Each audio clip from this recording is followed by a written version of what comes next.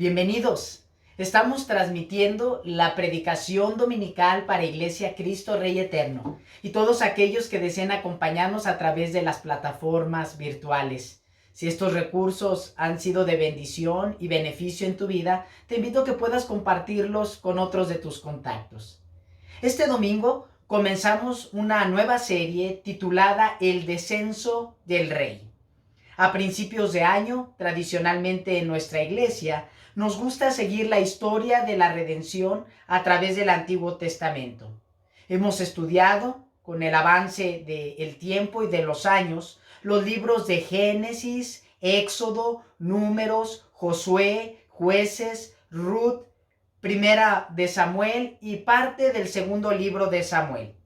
En esta serie continuamos la historia de la vida de David. En el segundo libro de Samuel, específicamente en el capítulo 11, versículo 1 al 15, tendremos la lectura para esta predicación. Te invito que con mucha devoción, con mucha humildad, tomemos la palabra de Dios y leamos los siguientes versículos. Segunda de Samuel, capítulo 11, versículo 1 al 15. La palabra de Dios dice así: En la primavera, que era la época en que los reyes salían de campaña, David mandó a Joab con la guardia real y todo el ejército de Israel para que aniquilara a los amonitas y sitiara la ciudad de Rabá, pero David se quedó en Jerusalén. Una tarde, al levantarse David de la cama, comenzó a pasearse por la azotea del palacio y desde allí vio a una mujer que se estaba bañando. La mujer era sumamente hermosa, por lo que David mandó que averiguaran quién era y le informaron: se trata de Betsabé, que es hija de Elián y esposa de Urías el hitita. Entonces David ordenó que la llevaran a su presencia y cuando Betsabé llegó, él se acostó con ella. Después de eso, ella volvió a su casa. Hacía poco que Betsabé se había purificado de su menstruación, así que quedó embarazada y se lo hizo saber a David. Entonces David le envió este mensaje a Joab: mándame aquí a Urías el hitita, y Joab así lo hizo. Cuando Urías llegó, David le preguntó cómo estaban Joab y los soldados y cómo iba la campaña. Luego le dijo: vete a tu casa y acuéstate con tu mujer. Tan pronto como salió del palacio, Urías recibió un regalo de parte del rey, pero en vez de irse a su propia casa, se acostó a la entrada del palacio donde dormía la guardia real. David se enteró de que Urías no había ido a su casa, así que le preguntó: ¿has hecho un viaje largo? ¿Por qué no fuiste a tu casa? En ese momento respondió Urías: tanto el arca como los hombres de Israel y de Judá se guarecen en simples enramadas, y mi señor Joab y sus oficiales acampan al aire libre. ¿Y yo voy a entrar en mi casa para darme un banquete y acostarme con mi esposa? Tan cierto como que su majestad vive, que yo no puedo hacer tal cosa. Bueno, entonces quédate hoy aquí y mañana te enviaré de regreso, replicó David. Urías se quedó ese día en Jerusalén, pero al día siguiente David lo invitó a un banquete y logró emborracharlo. A pesar de eso, Urías no fue a su casa, sino que volvió a pasar la noche donde dormía la guardia real. A la mañana siguiente, David le escribió una carta a Joab y se la envió por medio de Urías. La carta decía: pongan a Urías al frente de la batalla, donde la lucha sea más dura. Luego déjenlo solo para que lo hieran y lo maten. Te invito a que oremos. Padre, ahora que estamos delante de la exposición de tu santa palabra, ruego que sean gratos los dichos de mi boca y las meditaciones en nuestros corazones delante de ti, roca nuestra y redentor nuestro. Amén. Por un clavo se perdió el reino. Por la falta de un clavo se perdió una herradura. Por la falta de una herradura se perdió un caballo.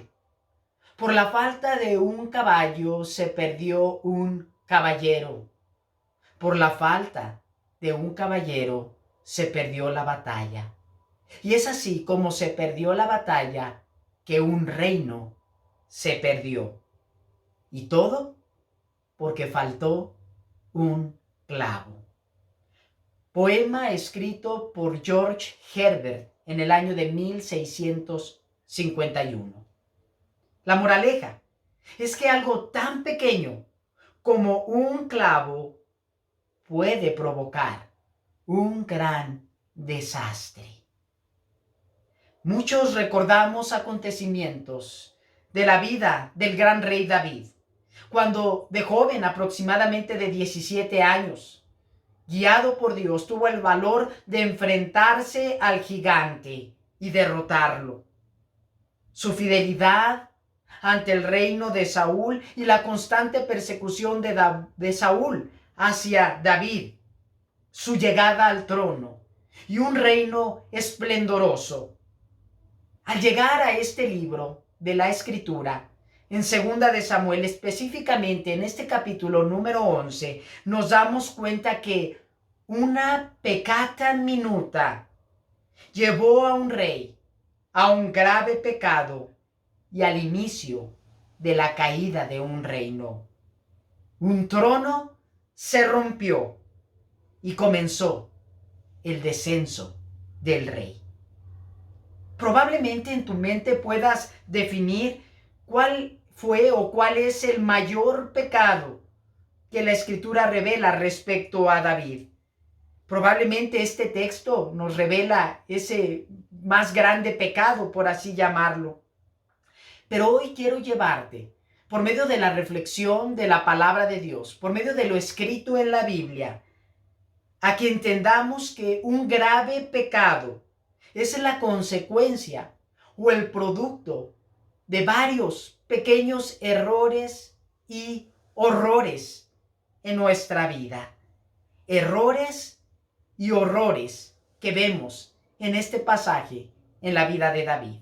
El primero de ellos, hablamos de un error, la falta de responsabilidad.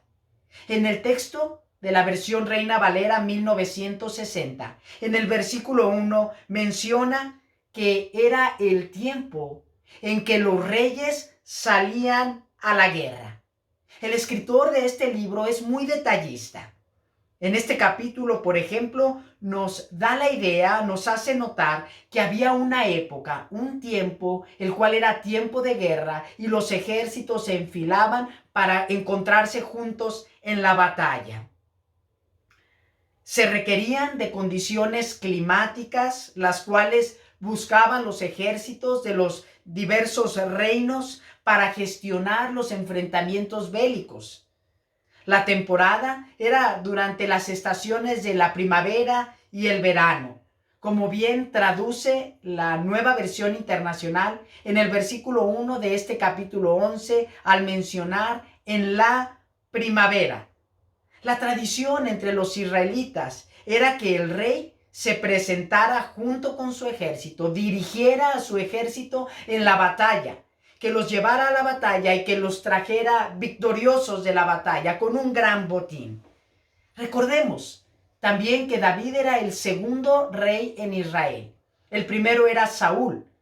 Y Saúl, como David, tenían esta costumbre de acompañar y dirigir a su ejército en la batalla.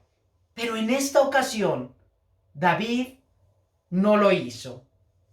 Él encargó la responsabilidad a su jefe de ejército, a Joab, que por cierto, al parecer era su sobrino. Aquí vemos la primera falla de David: dejar su responsabilidad, no cumplir con su compromiso como rey, con su trabajo, que era dirigir al ejército, lo dejó en manos de otra persona. La falta de su cumplimiento o el incumplimiento en esta labor le llevó a otro error. Segundo error que podemos ver en este pasaje: el ocio.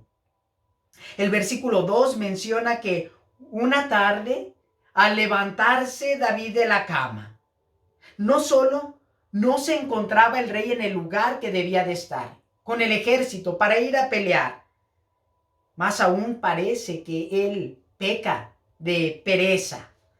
La mayoría de los comentaristas o algunos de ellos mencionan que David había descuidado sus responsabilidades y que se encontraba ocioso en el palacio. Por experiencia propia, reconocemos que la falta de actividad puede ser perjudicial para nosotros. Nos lleva a tener pensamientos y a cometer en ocasiones errores mayores. En el caso de David, le condujo a un tercer error, la lujuria. David, al salir esa tarde de sus aposentos y pasearse por el terrado del palacio, por la azotea del palacio, observó a una hermosa mujer bañándose y la deseó. El texto parece hacer responsable a David, aunque en algunas ocasiones he escuchado predicaciones en las cuales el predicador menciona que qué mujer tan impúdica se bañaría en la azotea de su casa. Y la realidad es que no sabemos con exactitud el contexto cultural, histórico o las tradiciones y costumbres de ese tiempo. Lo que sí podemos ver es que el texto de la Escritura hace responsable a David de esa tentación y esa caída en tentación, de ese pecado. La codicia se apoderó del corazón de David y él mandó traer a la mujer para cometer ya no errores, sino horrores. Hasta este punto, nos es necesario preguntarnos con sinceridad, ¿acaso no hemos pecado de alguna manera similar? En más de una ocasión hemos fallado en nuestras responsabilidades y compromisos. En más de una ocasión hemos sido ociosos. Y como dice el dicho, el ocio es la madre de todos los vicios. En más de una ocasión hemos codiciado en nuestro corazón personas, cosas, talentos, habilidades, dinero, logros, éxito, fama que otros tienen. Y tal vez hasta hemos buscado la manera de obtenerlos con medios poco honestos. Recordamos el consejo que encontramos en la Carta Universal escrita por Santiago en el Nuevo Testamento, cuando hablando acerca de la tentación y la consumación de éste en el pecado, Santiago lo hace utilizando una imagen, la imagen de una criatura siendo formada en el vientre de su madre, y expresa en Santiago capítulo 1, versículo 12 al 15 lo siguiente: dichoso el que resiste la tentación, porque al salir aprobado recibirá la corona de vida que Dios ha prometido a quienes lo aman. Que nadie, al ser tentado, diga, es Dios quien me tienta, porque Dios no puede ser tentado por el mal, ni tampoco tienta él a nadie. Todo lo contrario, cada uno es tentado cuando sus propios malos deseos lo arrastran y seducen. Luego, cuando el deseo ha concebido, engendra el pecado, y el pecado, una vez que ha sido consumado, da a luz la muerte. Esos aparentes pequeños errores llevaron a David a cometer ahora horrores. Uno de ellos, el adulterio. El rey metió a esa mujer a su aposento real y se acostó con ella. Y como una posible natural consecuencia, esta mujer quedó encinta, quedó embarazada. Al enterarse Betsabé, o también conocida como Betsúa, según la genealogía de Primera de Crónicas, capítulo 3, versículo 5, le hizo saber al benévolo y justo rey de su situación. Esto lo menciona en el versículo 5, cuando le dice: quedé embarazada, rey. Era necesario pedir la ayuda del rey, pues una sola sentencia había para ella si se descubría el adulterio. Efectivamente, ella debía de ser castigada a pedradas hasta encontrar la muerte. Pero no era la única que merecía la muerte por causa de su pecado. También estaba el rey involucrado en esta situación. David intenta ocultar su pecado. Entonces, en su posición de autoridad, manda a llamar al esposo, a Urías Eteo o Urías el Hitita, según la versión de la Biblia que estés leyendo. Y este era considerado uno de los más grandes soldados para el ejército de David. De hecho, más adelante, en el capítulo 23 de Segunda de Samuel, cuando se hace una lista de los grandes soldados del ejército de Israel, de los 37 soldados, en el versículo 39 es mencionado Urías el Eteo, Urías el Hitita, como uno de los soldados más fieles, más valientes en el ejército del rey David.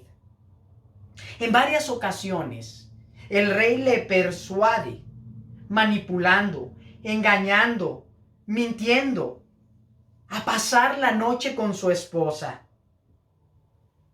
En una ocasión le manda a llamar y le dice: ve con tu esposa, y le da un regalo de parte de la mesa real. Urías el Hitita decide o prefiere pasar la noche donde pasaba la guardia real, en la puerta del palacio. Al siguiente día David le pregunta: ¿por qué no fuiste con tu esposa si vienes de un largo viaje? Entonces lo invita a la mesa del rey y juntos comen, y Urías se emborracha. Entonces David lo envía con su esposa, pero por segunda ocasión Urías no quiere pasar la noche con su esposa. En 2 ocasiones lo intenta hacer David, pero Urías, siendo fiel a Dios, siendo fiel al ejército e irónicamente siendo fiel en su responsabilidad frente a su rey, no hace caso a la invitación de David. Entonces David da un paso, un horror mayor: el homicidio. Envía instrucciones para que Joab, el capitán de su ejército, sitúe a Urías en lo más recio, en lo más aguerrido de la batalla, y que el ejército se retire y lo deje solo contra los enemigos, contra los amonitas. El plan tuvo éxito. Urías murió. Le enviaron entonces al rey el informe de la guerra, y al parecer este ni se inmutó. Joab envía a uno de sus soldados a que le diga a David: hemos tenido bajas en el ejército. Entre ellos murió Urías. Y David le responde a Joab: no te preocupes, no te aflijas por la batalla. Algunas veces la espada mata a unos, mata a otros. Vuelve a reforzar el ejército y conquisten la ciudad. Todo parecía ir bien en el plan de David. Nadie se daría cuenta. Y tal vez tú, como yo, nos preguntamos: ¿qué pasó con aquel grande hombre de Dios? ¿Qué pasó con aquel que todo lo ponía bajo el escrutinio y el consejo divino? Aquel que escribía en los salmos su dependencia y su cercanía a Dios. ¿Qué pasó con aquel que en otros episodios de la narración bíblica nos muestra ser fiel y obediente a Dios en todo?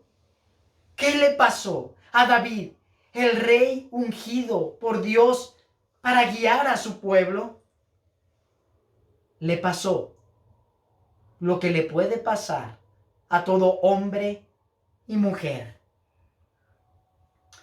Cuando engrasados por el pecado, nos deslizamos por el tobogán de nuestras pasiones. David y Betsabé creían que todo había terminado y que nadie se enteraría. Y nos preguntamos también, ¿dónde está Dios en todo esto? Versículo 26 y 27 responden a esta pregunta, diciendo, cuando Betsabé se enteró de que Urías, su esposo, había muerto, hizo duelo por él.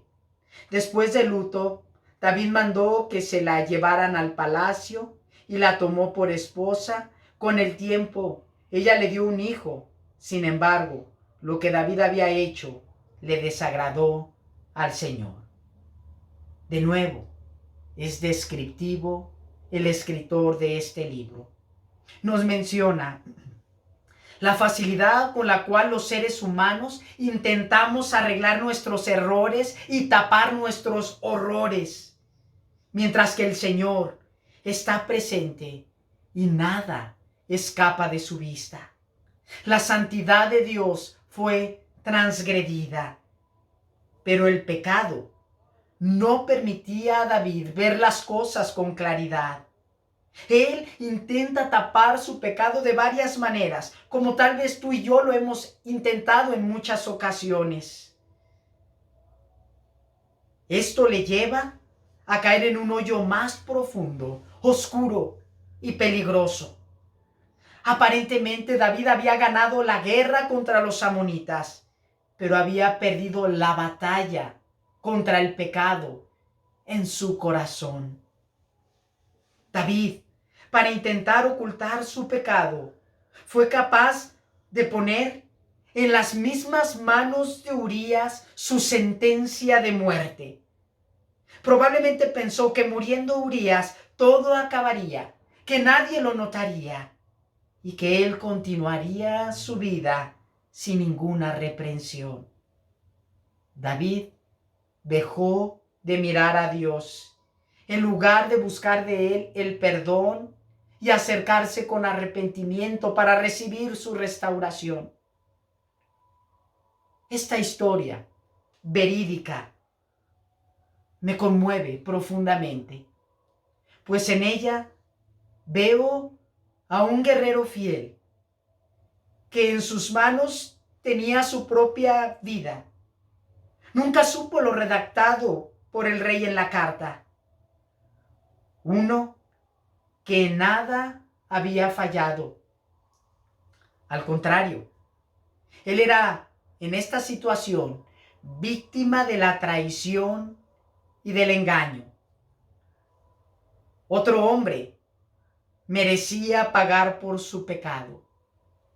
Al final de la historia de este capítulo, vemos al soldado luchando solo contra el ejército enemigo y muriendo. Muerte que fue utilizada para evitar el castigo del pecado de otros. Este soldado me recuerda a un descendiente de David, uno que no sería solamente fiel, sino el más fiel y perfecto en todos sus caminos, uno que lucharía en contra de todos nuestros enemigos, el pecado, Satanás y el mundo, uno que lucharía solo, que en sus manos tendría su vida, pero que de manera humilde la entregaría a la muerte. Urías no sabía lo que estaba redactado en su carta, que era su sentencia de muerte, pero este otro guerrero que vendría 1000 años después sabía la necesidad que tendríamos la humanidad porque él muriera por nosotros. Uno cuya sangre sería derramada para que los que merecíamos la muerte a causa del pecado fuésemos perdonados y cubiertos nuestros errores y horrores. Un verdadero rey que se llama Jesús. Él soportó la traición, caminando al sacrificio para derrotar a nuestros enemigos en la batalla. Este es Cristo, Rey eterno, un Rey que descendió para darnos perdón y salvación. Estimado telescucha, solamente en Jesús tenemos el perdón de nuestros errores, horrores, de nuestro pecado. Acerquémonos a Él arrepentidos y recibamos perdón y salvación. Oremos. Padre, gracias damos por tu palabra. Hoy iniciamos una nueva serie, el descenso del Rey. Y veremos muchos aspectos en la vida de David, como el que observábamos el día de hoy. Unos pequeños errores nos pueden llevar a perder, Señor, visión de ti, de lo que somos y de nuestro comportamiento cuando éste te desagrada. Pedimos perdón, Señor, porque como David hemos pecado en muchas áreas de nuestra vida. Pedimos, Señor, también que nos ayudes a ver a Cristo como hoy lo veíamos en este capítulo, aquel que es perfecto y que nos ofrece vida eterna, vida en abundancia, porque no hay otro nombre bajo el cielo dado a los hombres en el cual podamos ser salvos. Gracias, Jesús, porque en ti hay salvación, porque en ti hay perdón. Gracias por ofrecerte por nosotros, porque no había escapatoria para nosotros sin ti. Te damos gracias por tu palabra, pedimos que sigas fortaleciendo tu iglesia y a todos aquellos que escuchen este mensaje, Señor. Que tu Espíritu toque nuestros corazones y atraiga a aquellos que han de ser parte de tu pueblo a conocer más de ti. En el nombre de Jesús damos gracias. Amén. Ahora, mis amados, que la gracia de nuestro Señor Jesucristo, el amor de Dios Padre y la comunión del Espíritu Santo sean con todos nosotros, con nuestras familias, con el pueblo de Dios desde ahora y para siempre. Amén. La próxima semana continuamos con esta serie, El descenso del Rey. Estaremos escuchando la predicación titulada Se tenía que decir. El consistorio, estamos trabajando para buscar opciones, sobre todo para aquellos que tenemos la necesidad de una reunión presencial. Por medio del grupo de información en WhatsApp estaremos dando los pormenores. A todos aquellos que deseen seguirse cuidando en casa, los esperamos próximo domingo, 10:30 de la mañana por las plataformas virtuales. Búscanos como Iglesia Cristo Rey Eterno en Facebook y YouTube. Recibe un afectuoso y virtual abrazo.